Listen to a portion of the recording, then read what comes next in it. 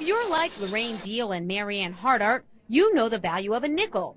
After all, with a handful of 5-cent pieces, you could eat to your heart's content at a Horn and Hardart's restaurant.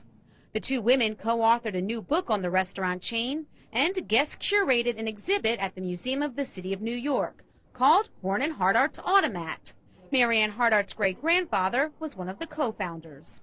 Joseph Horn was looking for someone to open a restaurant with and put an ad in a paper, and Frank Hardart answered it with a note on a napkin saying, you know, I'm your man. The two men opened their first lunchroom in Philadelphia in 1888. In 1902, they opened their first Automat. Imported from Germany, the coin-operated eatery was sort of like a vending machine. In 1912, they brought the Automat to New York City. It eventually evolved into the windows, I think, that most people remember, which was putting your nickels in and pulling out your favorite food.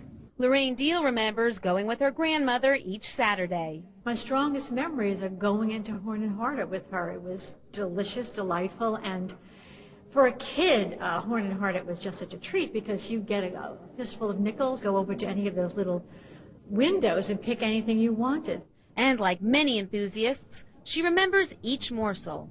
Mashed potatoes, baked beans, and Salisbury steak. I'd get that from the steam table, and then I'd go over and get huckleberry pie. Deal says Horn and Hardart's was a place where you could get not just a slice of huckleberry pie, but also a slice of life. Horn and Hardart was actually a social phenomenon. It was very egalitarian. You could have a couple of nickels to your name, as many people did during the Depression, or $1 million, as Gloria Vanderbilt did, and you'd enjoy the Automat. In its heyday, there were 180 locations in Philadelphia and New York. But the rise of fast food and suburban living marked the end of the Art Deco food palaces. The last Horn and Hardart's on East 42nd Street closed in 1991.